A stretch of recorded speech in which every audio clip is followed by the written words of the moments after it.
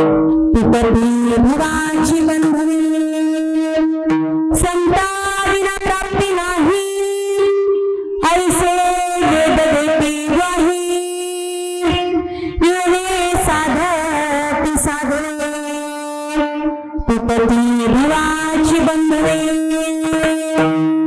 एका जनार्दनी संत एका जनार्दनी संत पूर्ण करीती मनोरथ येणे साधती साधने पितरी भवाची बंधवे विठ्ठल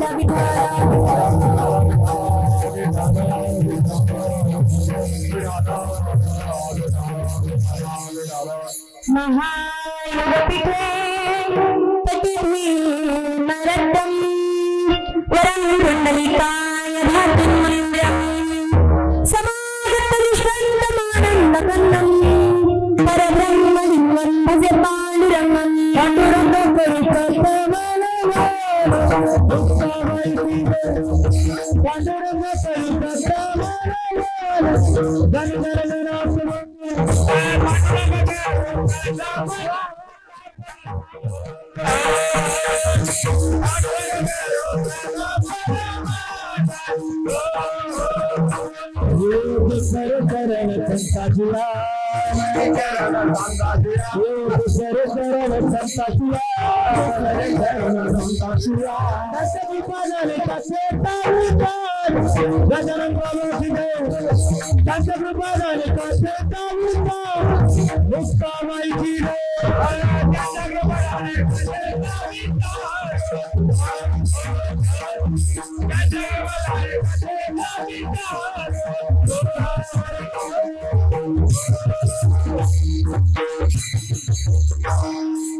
पांडुरंगा गरुड मन दुसरे क्षणा संताचिया पंचकृपा ललिकतेचा विस्तारू बाबा सद्गुरु दास तुका नमो सद्गुरु तुकया ज्ञान दीपा नमो सद्गुरु सच्चिदानंद रूपा नमो सद्गुरु भक्त कल्याण मूर्ती नमो सद्गुरु भास्करा पूर्ण कीर्ती ओम नमो ज्ञानेश्वरा करुणा करा दयाळा तुमचा अनवय लागलो पावन झालो चराचरी मी गला कुसळी काहीच विना बोलतो वचने अति भाविका एका जनार्दनी तुमचा दास त्याची आस पुरवावी जयांचे करिया स्मरण होय सकल विद्येचे अधिकरण तेची बंधू श्री गुरूंचे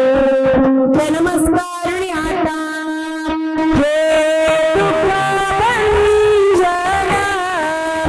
मारुती नंदना हे दुःखभंजना मारुती नंदना सुनलो मेरी पुकार पवन सुख विनाली पवन सुख विनाली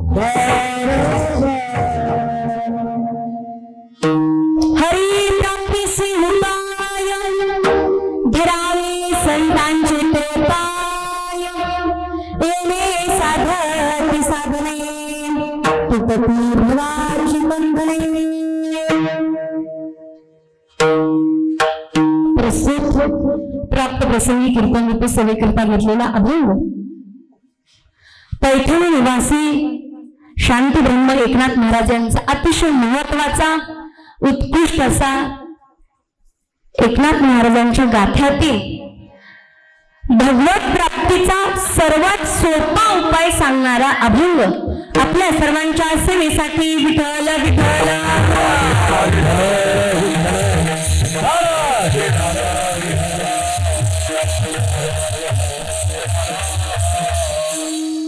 अभंगावर बोलण्यापूर्वी थोडा पर्याय पैसा की आज या ठिकाणी आपण सर्वजण पावसा पाण्याचं उन्हाळ्याचे दिवस आहेत, पण गीतांजलीचं जिथं कीर्तन असतं तिथं पाऊस येतोच. त्याच्यामुळे एवढ्या पावसाचंही अचानक पाऊस सुरू झाला, वाटलं पण नाही एवढी माणसं पण कीर्तनाला येतील. पण पावसाच्या चिखला पाण्याच्या परिस्थितीत सुद्धा आपण सर्वजण इथे का उपस्थित झालो, तर खऱ्या अर्थाने श्री भगवान शंकर 16 लिंगाने सुरक्षित केलेल्या धर्मक्षेत्र असणाऱ्या ह्या सोळशी गावामध्ये धर्माचं रक्षण व्हावं, व्यसनमुक्ती व्हावी आणि खऱ्या अर्थाने शनिदेवांचं वास्तव्य सुद्धा आपल्या ह्या गावाला असावं. आगळं वेगळं निसर्गाच्या सानिध्यामध्ये, निसर्गाच्या कुशीमध्ये सातारा भूमी थोडक्यात जिथे महाराष्ट्राचा, भारताचा इतिहास घडला जातो, ज्या भूमीमध्ये अनेक शूर जवान निर्माण होतात, ज्या भूमीमध्ये क्रांतिकारक जन्माला येतात, ज्या भूमीमध्ये धर्मरक्षण करणारी माणसं जन्माला येतात, अशाच ह्या सोळशी गावामध्ये खऱ्या अर्थाने साक्षात श्री प्रभू रामचंद्रांचं आगमन आपल्या गावामध्ये व्हावं आणि रामनवमीच्या निमित्ताने अगदी गुढीपाडवा म्हणजे हिंदू नववर्ष 31 तारखेला आपल्या ह्या नामयज्ञ सोहळ्याची सुरुवात झाली आणि रामनवमीच्या दुसऱ्या दिवशी आपल्या ह्या कार्यक्रमाची सांगता होत असते. खऱ्या अर्थाने जीवनाचा हा महापर्व काळ आपल्या सर्व मंडळींना साधता येतोय. त्याचं महत्वाचं कारण म्हणजे असं की पहिलेच पत्रिकेच्या पाहिलं तर खरंच काही माणसं ही संत रूपाने आपल्या सर्वांचं कल्याण करण्याकरिता ह्या भूतलावर जन्माला आलेली असतात आणि त्याच्यातलंच एक आज वारकरी संप्रदायातलं तडफदार नेतृत्व ज्यांनी अवघ्या महाराष्ट्राला आपल्या व्यसन मुक्तीच्या शब्दरचनेच्या माध्यमातून सर्व तरुण बांधवांना वेळ लावलं असे युवक मित्र श्री हरिभक्त परायण बंडातात्या कराडकर यांच्या कृपाशीर्वादाने पवित्र पावन झालेली ही भूमी, मार्गदर्शन, कृपा आशीर्वाद आणि त्यामध्ये सर्व तरुण बांधवांनी हा कार्यक्रम त्यांच्या हाती घेतलेला आहे. म्हणजे त्यांच्या हाती घेण्याकरिता परिपक्व वटवृक्षांची सावली त्यांच्या पाठीशी आहे आणि ती वटवृक्षाची सावली ह्या सर्व माझ्या तरुण बांधवांच्या पाठीशी असल्यामुळे हा कार्यक्रम आज तागायत 44 वर्षाचा परिपूर्णतेला गेलेला आहे. गावाचं वैशिष्ट्य, गावामध्ये 70% माणसं शुद्ध शाकाहारी, कारण की मला वाटतं देवाने पुन्हा ह्याच टायमिंगचा योग माझ्या जीवनात आणलाय. गेल्या 2 वर्षापूर्वी 10 ते 12 कीर्तन करायला गोकुळ अष्टमीचे आम्ही आलेले आणि आजचंही कीर्तन 10 ते 12च का 10 ते 1 नको बाई, नको तसं. मी म्हणाल काय, मी लगेच बंद पण करायचं आणि म्हणाल पण 1 वाजेपर्यंत चालून ठेवायचं. पण उद्याच्याला सकाळी कीर्तन असल्यामुळे मला पण टायमिंग मध्ये सगळं काय करावं लागेल. तात्पर्य सिद्धांत, गेल्यावेळी 10 ते 12 आणि ह्यावेळी 10 ते 12 आपल्या जीवनामध्ये हा महापर्व काळ साधला गेला. हा महापर्व काळ येणं म्हणजे अत्यंत महत्वाची गोष्ट आहे. अन्नदानाचा कार्यक्रम आहे, बसलेले ज्ञानी गुणीजन मंडळी आहेत आणि यांची सर्वांची आज्ञा म्हणजे माझ्या जीवनाची वृक्षवल्ली आहे, माझ्या जीवनासाठी आशीर्वाद आहे. आणि तुम्ही बसलेले सर्व मायबाप आपल्या सर्वांची अखंड हरिनाम सप्ताह नामयज्ञ सोहळ्याच्या निमित्ताने सेवा करण्याची संधी प्राप्त झाली. कीर्तनाचा 3रा दिवस, बसलेल्या मायबापांची सेवा, उजळले भाग्याता अवघी चिंता वारली, संत दर्शनी हा लाभोपद मनात जोडला. या ठिकाणी गावातील सर्व सप्ताह कमिटीतील मंडळी आपण सर्वांनी इथं सुंदर प्रकारे कार्यक्रमाचं आयोजन केलेलं आहे. अनेक माणसं सुद्धा आली असती. आपल्या सर्वांचं प्रेक्षेपण अमृतवाणी या चॅनलवर होत आहे. आपण सगळे लाईव्ह दिसत आहात, म्हणून आपण डुकल्या मारणारे, कंटाळलेले, जांभळा दिलेले सगळं आपल्याला त्याच्यामध्ये दिसणार आहे. या ठिकाणी ज्ञानोबराय वारकरी शिक्षण संस्था आपल्या संस्थेतील बालगोपाळ कीर्तनाच्या साथीला आहे. गावामध्ये संस्था आहे, गावामध्ये महाराज आहेत, गावामध्ये टाळकरी आहेत, गावाला सुरक्षित केलेले महादेव आहेत, आणि असं भव्य मंदिर, असा सभा मंडप महाराष्ट्रात मी कुठं पाहिला नाही, म्हणून जोरदार टाळ्या झाल्या पाहिजे. गोपाल श्रीकृष्ण भगवानांची आपल्यावर कृपा छाया. मंदिर तर सुरक्षित केलंच, मंदिराला तर राम मंदिर करूनच टाकले, पण ग्रामपंचायतला सुद्धा ग्राम मंदिर करून टाकले. मी अनेक ठिकाणी जाते, पण एवढी भव्य ग्रामपंचायत कुठे मी पाहिलीच नाही. किती पण मोठं गाव असू द्या, पण आपल्या गावामध्ये ही ग्रामपंचायत सुद्धा एवढी भव्य स्वरूपाची आहे, आणि तेवढ्याच दर्दीची, तेवढ्याच मोठ्या मनाची माणसं, तेवढीच ज्ञानी, अध्यात्मावर आरूढ झालेली मंडळी आपण सगळेजण आहात. आपल्या सर्वांच्या चरणावर साष्टांग प्रणिपात करते. आज ज्यांच्याकडे माझं सौजन्य आहे असे जालंधर भाऊ बाजीराव यादव यांचेही मी मनापासून आभार मानते. त्यांच्यासाठी एकदा जोरदार टाळ्या झाला पाहिजे. आज ज्यांनी अन्नदान केलं, अन्नदात्यासाठी सुद्धा एकदा जोरदार टाळ्या झाल्या पाहिजे. काल्याचं अन्नदान ज्यांच्याकडे आहे त्यांच्यासाठी एकदा जोरदार टाळ्या झाल्या पाहिजे. हे सर्व सप्ताह कमिटीतील मंडळी आपल्या सर्वांच्या चरणावर नतमस्तक होते. पकवाजाचार्य, पेटी मास्तर, माईक सिस्टीमवाले दादा, गुणीजन, वारकरी, टाळकरी, गायनाचार्य, विनेकरी बाबा, आमचे चोपदार काका आपल्या सर्वांच्या चरणावर नतमस्तक होते. जगतवंदने जगद्गुरु नाथ बाबा आपल्या सर्वांना भगवत प्राप्ती करिता अत्यंत महत्वाचा उपाय सांगतात. जसं आजारी पडलो, डॉक्टरचा रिपोर्ट नॉर्मल आहे, पण बरं तर होत नाही, आपण काय करतो मग? बाहेरवास आहे का, असं झालंय का, तसं झालंय का, उपाय शोधतो ना अनेक. अत्यंत महत्वाचा भगवत प्राप्ती करिता ज्ञान, योग, कर्म हे अत्यंत महत्वाची साधने आहेत. पण ह्या साधण्याच्या माध्यमातून जेव्हा भगवत प्राप्ती करणं अत्यंत कलियुगासाठी कठीण आहे. पण याच्यामध्ये सोपा मार्ग, बायपास मार्ग, जिथे ट्रॅफिक लागणार नाही तिथे डायरेक्ट जाऊन तुम्ही भगवंताला थोडासा आवाज अजून कमी केला आणि स्पष्ट केला तरी चालेल. विठ्ठल विठ्ठल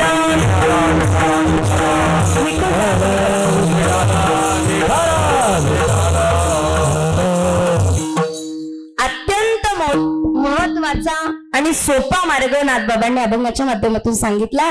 हरिप्राप्तीशी उपाय धरावे संतांचे ते पाय. संतांच्या चरण रजाचा स्पर्श झाला तुम्हाला भगवत प्राप्ती होईल. भगवत प्राप्तीच केवळ नाही तर तुम्ही स्वतः देव बनू शकता एवढी ताकद संतांच्या चरणामध्ये आहे. आणि त्या संतांच्या चरणावर तुम्ही जर पोच झाले तर भवबंधन सुद्धा तुम्हाला बाधणार नाही. येणे साधती साधने तुटती भवाची बंधने. जीव जन्माला येतो आणि शेवटच्या श्वासापर्यंत भवबंधनात अडकला जातो, पण त्या भवबंधनातून मुक्त करण्याचं काम सुद्धा संत करतात. नवे हे मी गप्पा माध्यमातून सांगत नाही, ही मी कथा सांगत नाहीये, तर ज्या वेदामध्ये भगवंताच्या स्वरूपाचं यथार्थ स्वरूप दडलेलं आहे तो वेद सुद्धा सांगतो बाबांना तुम्ही ऐका, संताविना प्राप्ती नाही, ऐसी वेद देते गाई. वेदाने सुद्धा सांगावं की तुम्हाला कृष्ण परमात्म्याला प्राप्त करायचे, तुम्हाला प्रभू रामचंद्रांचं स्वरूप जाणायचे, संतांशिवाय पर्याय. आणि तेच आपलं मनोरथ पूर्ण करतात.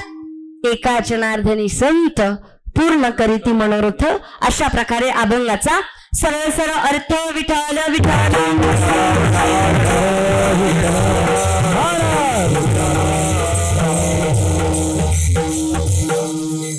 पण आज प्रश्न पडला असेल, महाराज एवढा अभ्यास करायचा, गावामध्ये एवढ्या सुंदर सुंदर आदर्श गाव निर्माण होईल अशा कल्पना आहेत, संकल्पना आहेत. गावामध्ये निसर्गाचा कोप होऊ नये म्हणून गणपती बाप्पा सुद्धा प्रत्येकाच्या घरोघरी कसा असतो माय? मातीचा. ज्याच्याकडे इको फ्रेंडली नाव दिलं जातं, आपल्याकडे तो गणपती तयार होतो. आपल्याकडे एवढा सुंदर प्रकारचा महोत्सव साजरा होतो. मग एवढा अट्टास करायचा, रामनवमीचा कार्यक्रम करायचा, कृष्ण अष्टमीचा कार्यक्रम करायचा, का करायचा? कशा करिता करायची रामनवमी? हा नामयज्ञ सोहळा कशा करिता? एकाच वाक्यात उत्तर देते. जुनी जाणती मंडळी आहेत आणि तरुण बांधव सुद्धा आहे. ज्या मातीमध्ये आपण जन्माला आलोय, ज्या सातारा भूमीमध्ये जन्माला आलोय, ज्या महाराष्ट्रात जन्माला आलोय, ज्या भारत भूमीत जन्माला आलोय, ही भारत भूमी साधू संतांच्या, देवदेवतांच्या, शूरवीरांच्या, क्रांतिकारकांच्या, रणरागिणींच्या पदस्पर्शाने पवित्र पावन झालेली भूमी आहे. आणि अशा भूमीमध्ये एक रत्नाचं जन्माला आलं. ज्ञानाच्या जोरावर भगवंताला आपलंसं केलं, नामाच्या जोरावर भगवंताला आपलंसं केलं, कर्माच्या जोरावर भगवंताला आपलंसं केलं, आईचे संस्कार, स्वतःची युक्ती, स्वराज्य निर्माण केलं. स्वतःच्या मनगटातली ताकद एवढी, एक महिला रणरागिणी जिने धर्माची पुनर्स्थापना करावी, महाराष्ट्रापुरती मर्यादित न ठेवता अवघ्या भारताला जिने गवसणी घालावी, असे महान रत्न आपल्या महाराष्ट्र भूमीला लाभले. आणि ह्या सर्वांनी तुमच्या आमच्या हाती दिला तो भगवा पताका. आणि तो भगवा चिरकाल जिवंत राहावा, चिरकाल ज्वाज्वल राहावा, याच्या करिता हा नामयज्ञ सोहळा. विठ्ठल विठ्ठल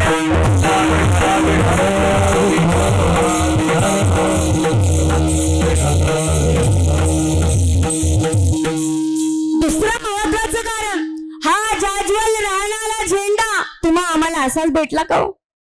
एक सुभाषितकार सांगतात, संतांच्या वैराग्याने, सतींच्या सौभाग्याने आणि शुरांच्या रुधिराने या झेंड्याला त्यागाचा रंग प्राप्त झाला. आणि हा त्यागाचा रंग तुम्हा आम्हाला सांगतोय, सेवा आणि सत्ता, वैभव आणि वैराग्य ह्याचे जिवंत धडे तुमच्या आमच्या जीवनात निर्माण करा. आणि तुमची संस्कृती, तुमचा धर्म, तुमचा इतिहास, तुमची परंपरा, तुमची संस्कृती हे सर्व जतन करण्याचा प्रयत्न करा. आणि ती जर आज जतन नाही ना झाली, अनेक 10-20 वर्षांनी नामयज्ञ सोहळे पाहायला नाही भेटणार. मला मगाशी दादांचं एक वाक्य आवडलं. म्हणलं आमच्याकडे काय आता नियोजन घेऊन करायचे? आमच्याकडे नियोजन असेल तर तरुण पिढींना काय कळणारच नाही. उद्या त्यांच्या हाती जाणार आहे हे सगळं. आणि त्यांनी जर आम्ही त्यांना ह्या परमार्थात आणूच दिलं नाही, संधीच दिली नाही, तर मग मात्र पुढील भावी काळामध्ये हे साप सत्ते चालणार कसे? एवढे जर मोठे विचार असतील गावामधल्या माणसांचे, तर गाव का आदर्श होणार नाही? मग तुकोबराय सांगतात, धर्माचे पालन करणे पाखंड खंडन, हेच अम्मा करणे काम, बीज वाढवावे ना. हे सगळं कार्य चाललेलं आहे हे धर्माचं रक्षण करण्याकरिता आणि तुमची आमची परंपरा जोपासण्याकरिता, जतन करण्याकरिता. आणि त्याच्यातलाच एक महत्वाचा भाग म्हणजे आजचा हा अखंड हरिनाम सप्ताह. विठ्ठल विठ्ठल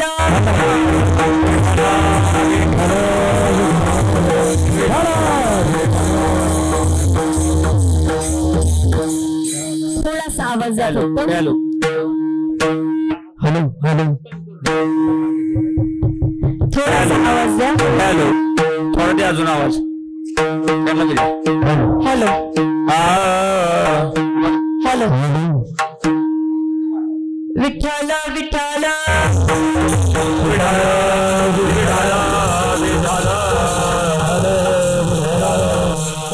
आधी जसा छान केलेला ना तसाच राहू द्या.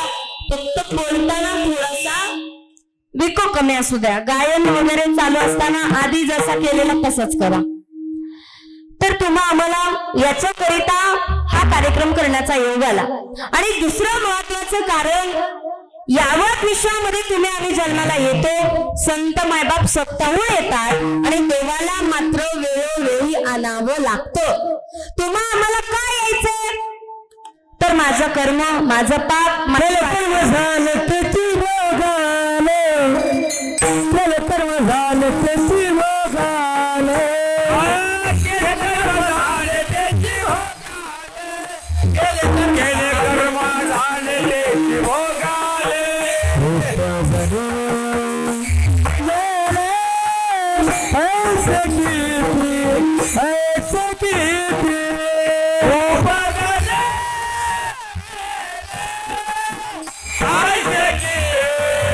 केले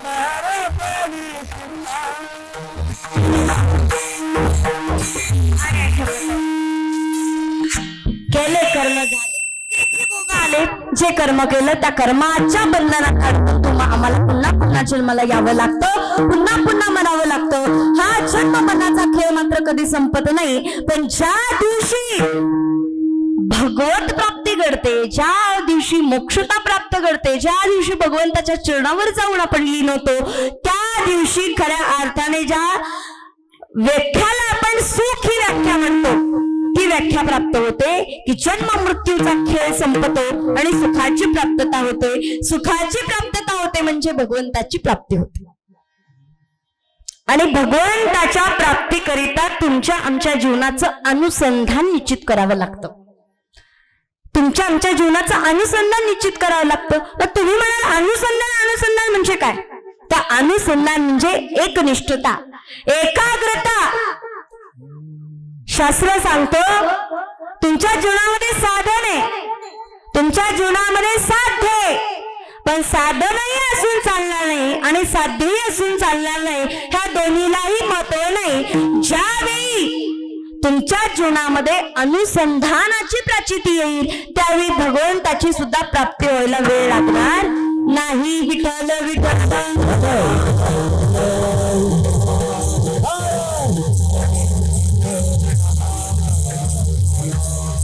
एकाग्रता ठेवावी लागेल, एकनिष्ठता ठेवावी लागेल आणि त्यावेळी भगवत प्राप्ती तुम्हा आम्हाला घडेल. मग कशी ठेवावी लागेल तर जास्त काय उदाहरण न देता महाभारतामध्ये आपल्या सर्वांना माहितीये द्रौपदी स्वयंवरामध्ये देशोधडीचे राजे आलेले, सगळे उपस्थित होते, सगळ्यांना द्रौपदी करायची होती. थोडासा आवाज द्या अजून. सगळ्यांना द्रौपदी माता करायची होती, पण एक पण लागले. तो पण तुम्हाला सगळ्यांना माहिती असेल. तो पण असा होता, एक प्रधान राजा दरबाराच्या पुढे एक मोठासा कुंडा, त्याच्यामध्ये पाणी, पाण्यामध्ये एक खांब, त्या खांबावर एक टोक, त्या टोकावर एक मासा, तो फिरतोय आणि त्याचं प्रतिबिंब पाण्यामध्ये पडतंय आणि त्या प्रतिबिंबाकडे पाहून माशाचा डोळा उडवायचा आहे. मला सांगा बरं महिला मंडळ, सोपं आहे का? आहे का सोपं? अजिबात सोपं नाहीये. पुरुष वर्ग सोपं आहे का? अजिबात नाही. देशोदेशीच्या राजांनी आपली ही धनुर्विद्या पणाला लावली. प्रत्येक जण उभा राहायचा, उठायचा, हातात धनुष्यबाण घ्यायचा, निशाणा साधायचा, पण प्रत्येक जण ह्या खेळामध्ये आपलं अस्तित्व गमावून बसायचा. प्रत्येक जण हारायचा. इथे कुणालाच ती जिंकता येईना. शेवटी 100 कौरव झाले. शेवटी सगळे कौरव झाल्याच्या नंतर आता द्रोणाचार्य चिंतित पडले. चिंतित पडल्याच्या नंतर आता वेळ आली अर्जुनाची. विठ्ठल विठ्ठल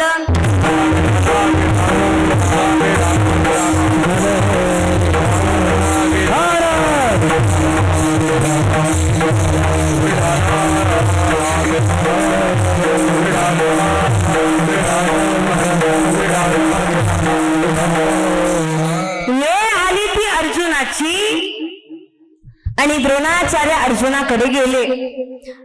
आता सगळ्यांची धनुर्विद्या पणाला लागलेली. गुरूंचा स्वाभिमान हा शिष्य राखत असतो. द्रोणाचार्यांचा अपमान झालेला. अरे एवढं कष्ट करून मी हा सगळ्या कौरवांना माझी धनुर्विद्या शिकवलेली, पण आज माझ्या विद्येचा अपमान झाला. आता माझ्या विद्येचा मान जर कोणी राखत असेल तर तो माझा अर्जुन असेल. म्हणून अर्जुनाच्या समोर गेले आणि द्रोणाचार्य अर्जुनला विचारतात, अर्जुना, अरे अर्जुना, तुला कसं दिसतं? ऐका, काय दिसतं असे नाहीत बोलले, तुला कसं दिसतं? कसं दिसतं म्हटल्याच्या नंतर अर्जुन म्हणतो मला कसंच दिसत नाही. द्रोणाचार्य अजून नाराज झाले. अरे ज्यांना दिसत होतं त्यांना दिसत असून काही करता आलं नाही आणि ह्याला तर दिसतच नाही. काय करायचं आता? एवढी धनुर्विद्या केली बाळाला. अरे अर्जुना, अरे असं नको रे करू बाळा. अरे मी तुला फार सोपं सांगतो, फार सोपं करून सांगतो. तुला कसंच दिसत नाही असं कसं म्हणू शकतोस? अरे पाणी दिसतं का तुला अर्जुना? पाणी. गुरु महाराज नाही दिसत मला पाणी. अरे अर्जुना हा खांब दिसतो का तुला? खांब. गुरु महाराज नाही दिसत मला तो खांब. अरे अर्जुना तुला तो मासा दिसतो का? नाही दिसत मला तो मासा पण.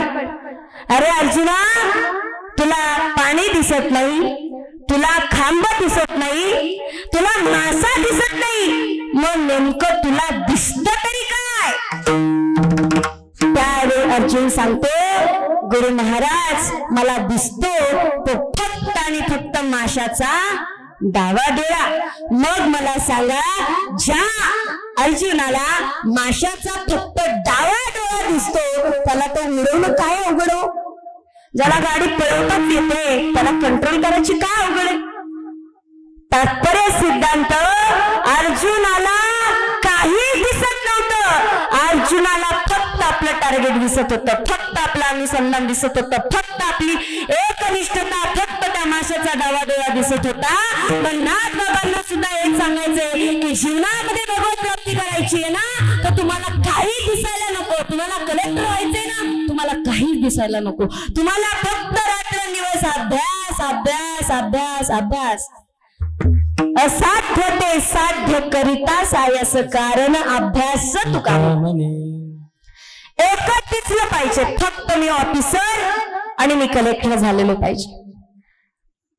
आणि तेच अर्जुनाला दिसत होतं आणि ते अनुसंधान एकाच ठिकाणी साधू शकतो अभंगाचे पहिले.